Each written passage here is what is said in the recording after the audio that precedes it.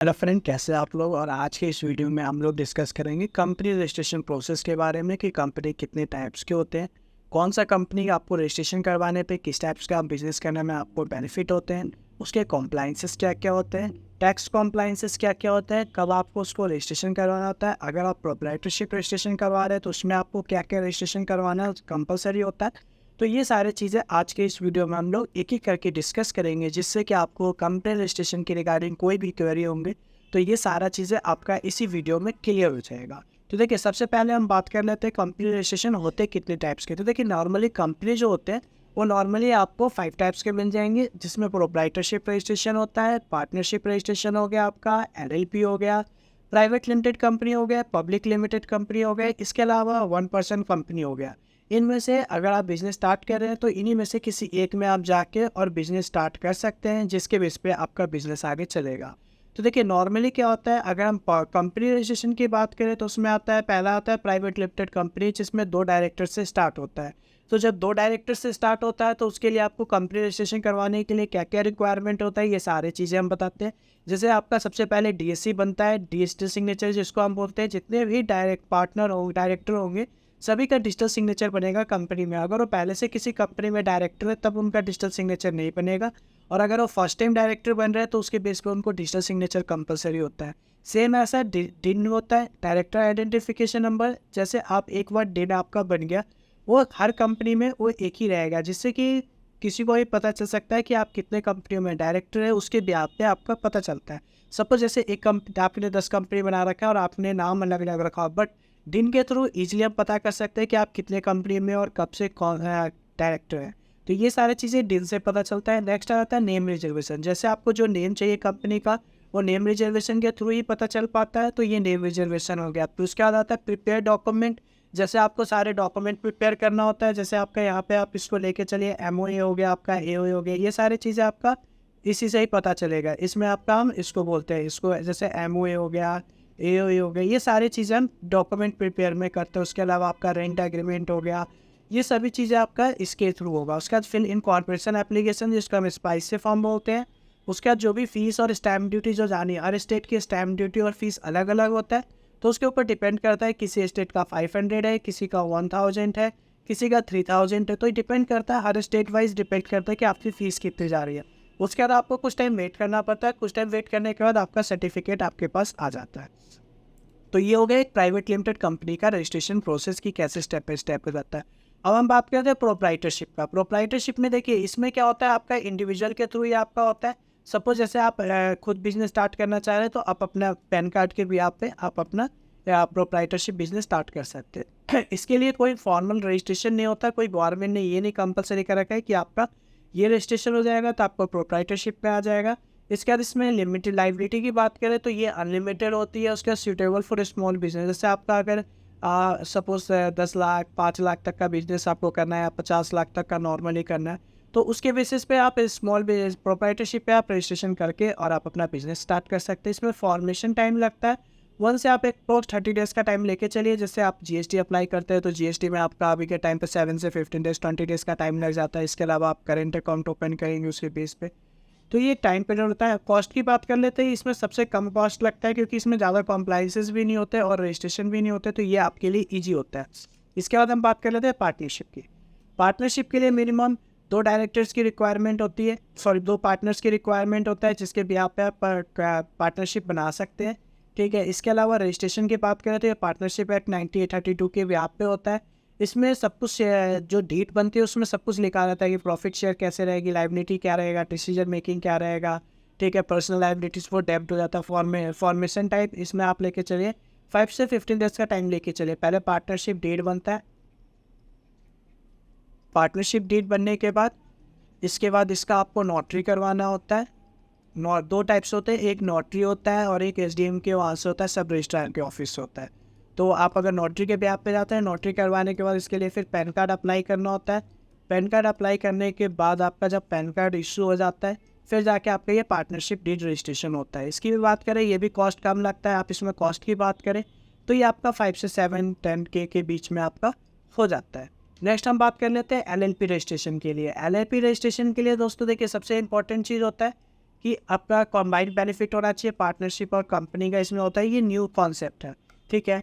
अब इसमें जो ये न्यू कॉन्सेप्ट आता है 2008 में आता है। LLP partner not personal liable for डेब्ट, इसमें लेवल नहीं होते, ठीक है। इसमें कम से कम मिनिमम 2 पार्टनर्स की रिक्वायरमेंट होती है, ठीक है। एनुअल फाइलिंग ऑडिट अगर 40 लाख से ऊपर होता है तब कंपलसरी होता है, नहीं तो नहीं होता। फॉर्मेशन टाइप 7 से 15 डेज, 20 डेज का एक अप्रॉक्स टाइम, 10 डेज लिखा हो लेकिन एक 20 डेज का अप्रॉक्स टाइम लग जाता है। इसमें कॉस्ट की बात कर लेते हैं तो कॉस्ट ये आपको 7K से लेके आपको ये 10-12K तक का लग जाता है, डिपेंड करता है स्टेट वाइज, ठीक है, और कैपिटल की कितना कैपिटल लगा होता है, ये सारी चीज़ें इसके बेस पे डिपेंड करता है। अब आपको मैंने ऑलरेडी प्राइवेट लिमिटेड का बता ही रखा है। प्राइवेट लिमिटेड में सेपरेट होता है, उसका लिमिटेड होता है, इसके बाद क्या 200 शेयर होल्डर तक हो सकता है। Compliances with company act 2020 tax, corporate tax जो होता है 25 से 30% होता है। एनुअल फाइनेंशियल होता है, ROC फाइलिंग होता है, ऑडिट करवाना कंपलसरी नहीं होता, जो कंपलसरी उनको होता है जो कैपिटल लिमिट से एक्सटीड होता है। फॉर्मेशन टाइप 10 से 15 डेज का, मॉडर्न टू आई, इसमें डिपेंड करता है, जैसे 9K से लेके आपका ये अप्रॉक्स 20K तक का चला जाता है कॉस्ट। डिपेंड करता है कितने डायरेक्टर है, डायरेक्टर के ऊपर जितने डायरेक्टर होंगे सबका डिजिटल सिग्नेचर बनेगा, उसके बाद डिन बनेगा, तो ये कॉस्ट इसके ऊपर डिपेंड करता है, पर स्टेट वाइज भी स्टैम्प ड्यूटी डिपेंड करता है। नेक्स्ट पब्लिक लिमिटेड में इतना कोई कंपलसरी आपके लिए नहीं है। नेक्स्ट आ जाता है अब हम टैक्स स्ट्रक्चर। टैक्स स्ट्रक्चर की बात कर ले तो देखिए इसमें बिजनेस टैक्स हो गया आपका, टैक्स रेट आ गया। इसके अलावा आपका प्रोप्राइटरशिप है तो पर्सनल इनकम टैक्स जाएगा आपका।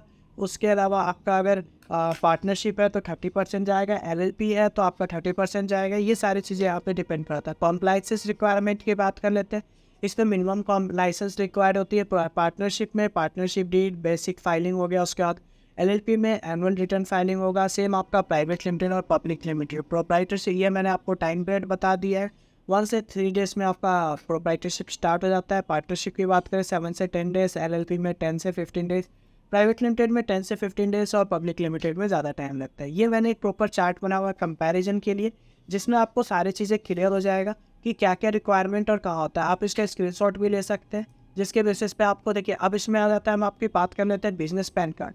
तो बिजनेस पैन कार्ड के लिए प्रोप्राइटरशिप होता है, प्रोप्राइटरशिप में प्रोप्राइटर का ही पैन कार्ड लगता है, इसके लिए अलग से कोई पैन कार्ड नहीं आता। पार्टनरशिप में सेपरेट पैन कार्ड बनता है, पार्टनरशिप फर्म का सेपरेट पैन कार्ड बनता है, फिर LLP में भी, OPC में भी सेपरेट पैन कार्ड आता है और प्राइवेट लिमिटेड में भी सेपरेट पैन कार्ड आता है। सिर्फ प्रोप्राइटरशिप में पैन कार्ड नहीं आता। नेक्स्ट GST रिक्वायरमेंट, देखिए required is turnover 20 lakh on और इंटरेस्टेड, ठीक है, तब आपको कंपलसरी होता है। इसमें पार्टनरशिप में भी सेम ऐसा ही होता है, इसमें भी सेम होता है, इसमें भी सेम होता है, इसमें भी सेम होता है। मतलब GST तब आपके लिए जब 20 लाख से ऊपर चला जाता है, चाहे प्रोप्राइटरशिप हो चाहे प्राइवेट लिमिटेड हो, कंपलसरी नहीं होता। शॉप लाइसेंस अगर आपको रिक्वायर्ड है तब आप कर सकते हैं, स्टेट वाइज नहीं है तो आपको करवाने की जरूरत नहीं है। प्रोफेशनल टैक्स किसी स्टेट में कंपलसरी है, उसी स्टेट में करवाना होता है, नहीं तो आपको कोई रिक्वायर्ड नहीं है। ट्रेड लाइसेंस वो भी डिपेंड करता है कि आपका बिजनेस क्या चीज़ का है। Entity registration not required, optional होता है। आपको पार्टनरशिप एक्ट के अंदर करवाना कंपलसरी है, ये आपको LLP में एक्ट में, कंपनी में भी कंपलसरी है और कंपनीज में भी कंपलसरी है। इसके बाद डिजिटल सिग्नेचर पार्टनर प्रोप्राइटरशिप में कंपलसरी नहीं होता, आपको आप बनवाना चाहते हैं तो आप बनवा सकते हैं, बट कंपलसरी नहीं होता। पार्टनरशिप में भी कंपलसरी नहीं होता, आप बनवाना चाहते हैं तो आप बनवा सकते हैं। नेक्स्ट इसमें कंपलसरी हो जाता है आपका, इसमें भी कंपलसरी हो जाता है, इसमें भी कंपलसरी हो जाता है। डायरेक्टर आइडेंटिफिकेशन इसमें नहीं चाहिए होता है, क्योंकि इसके डायरेक्टर नहीं होते तो इसलिए रिक्वायर्ड नहीं होता। पार्टनरशिप में भी सेम ऐसा ही होता है, LLP में रिक्वायर्ड होता है आपका, उसके बाद OPC में भी रिक्वायर्ड होता है और पब्लिक लिमिटेड में भी हो जाता है। इस ESI की कर लेते हैं तो ESI इसमें आपका 10 से ज़्यादा सेम सभी में हो जाता है। जब आपके 10 से ज़्यादा स्टाफ है तब आपके लिए रिक्वायर्ड होता है, नहीं तो रिक्वायर्ड नहीं होता। MSME आपके लिए ऑप्शनल होता है बट बेस्ट होता है प्रोप्राइटरशिप के लिए। इसमें आपके पास सब में ऑप्शनल, आप करवा लेंगे तो आपके पास एक अलग से रजिस्ट्रेशन हो जाता है, बट ये बेनिफिशियल होता है। कभी भी आप MSME करवा लेते हैं तो आपके लिए बेस्ट रहता है। अब आप आता है की कॉर्पोरेट रूल्स। की कॉर्पोरेट रूल्स में देखिए सबसे पहले आता है CEO, जिसको हम बोलते हैं चीफ एग्जीक्यूटिव ऑफिसर, ठीक है। इसका क्या होता है, जैसे ओवरसी सारी चीज़ देखना कि ओवरऑल ऑपरेशन हो गया, decision making, strategy implement, responsibility, strategy planning, company growth, major corporate decision. Director जो डायरेक्ट कंपनियों में इन्वॉल्व होते हैं, जो बोर्ड मेंबर में। पार्टनर्स अगर LLP है तो पार्टनरशिप होता है, CFO होता है, manage company financial strategy and operation. CFO का मेन होता है कंपनी के फाइनेंशियल स्ट्रेटजी और ऑपरेशन को देखना, बजट मैनेजमेंट, रिपोर्टिंग, रिसर्च, ये सारी चीज़ें करना। अब हम बात कर लेते हैं फैक्टर्स की बात। तो देखिए जैसे आपका फैक्टर्स में है ऑनर, इसमें सोल ऑनर होते हैं। प्रोप्राइटरशिप में इसमें किसी और की कोई वो नहीं होती। पार्टनरशिप में 2 और मोर हो सकते हैं, इसमें सिंगल होते हैं। इसमें 2 पार्टनर एलएलपी में और पब्लिक में 2 से लेकर 200 तक कर सकते हैं। सेटअप कॉस्ट की बात मैंने ऑलरेडी बता रखा है। लॉ होता है इसमें भी, यार टाइप से आप लॉ ही लेके चलिए। मॉडरेट हो गया, मॉडरेट टू हाई हो गया, मॉडरेट टू हाई हो गया। नेम रिजर्वेशन इसमें नहीं चाहिए होता है, इसमें भी नहीं चाहिए होता है। इसमें चाहिए होता है आरओसी से। ट्रस्ट फैक्टर की बात करना, इसमें ट्रस्ट फैक्टर नहीं होते क्योंकि ये प्रोप्राइटरशिप पे होता है। इसमें होते हैं ट्रस्ट फैक्टर, बट उतना नहीं होता है जितना आपको एलएनटी, ओपीसी और प्राइवेट लिमिटेड में आपको मिल जाएगा। एनुअल कॉम्प्लाइंसेस इसमें नहीं होते हैं, कुछ ज़्यादा लो टू मॉडरेट होते हैं। ये सारी चीज़ हो गया। अब liability protection, brand name security की बात कर लेते हैं। तो ब्रांड नेम सिक्योरिटी में इसमें कोई ज़रूरी नहीं होता आपका, ठीक है। इसके बाद आपका इसमें भी पार्टनरशिप में भी नीचे होता है, सिक्योर हो जाता है थ्रू रजिस्ट्रेशन, इसमें भी हो जाता है, इसमें भी हो जाता है। टैक्सेशन की इंडिविजुअल टैक्सेशन जाएगा आपका कभी भी। इसके अलावा प्रोप्राइटरशिप में भी इंडिविजुअल टैक्सेशन जाएगा।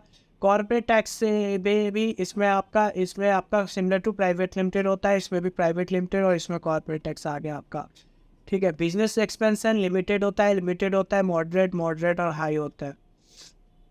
उसके बाद ट्रांसफ़र ऑफ ऑनरशिप नहीं होता है इसमें। नीड कंसर्ट ऑफ और पार्टनर अलाउ हो जाता है, इसमें अलाउ हो जाता है, इसमें भी अलाउ हो जाता है। बहुत से फॉरेन इन्वेस्टमेंट नॉट अलाउड है इसमें भी नॉट अलाउड है, इसमें अलाउ है, इसमें अलाउ है, इसमें अलाउ है। डिसीजन मेकिंग सारे इंडिविजुअल प्रोप्राइटर होते हैं, तो इसमें सारा डिसीजन इंडिविजुअल के पास होता है। इसमें जॉइंट डिसीजन होना चाहिए, जितने भी पार्टनर होंगे उस सबका। इसमें सोल डिसीजन मेकिंग होता है, इसमें कलेक्टिव डिसीजन और बोर्ड ड्राइव डिसीजन मेकिंग होता है। कॉम्प्लाइंसेस हो गया, मिनिमल हो गया, इसमें हो गया रेगुलर बॉडी हो गया। ये सारी चीज़ें थे। तो ये सारी चीज़ें थे जिसको आपको क्लियर करना जरूरी था। होप आपको वीडियो अच्छी लगी हो तो लाइक जरूर कर दीजिएगा और चैनल को सब्सक्राइब जरूर कर दीजिए। थैंक यू एंड धन्यवाद। जल्दी हम नेक्स्ट वीडियो में मिलते हैं।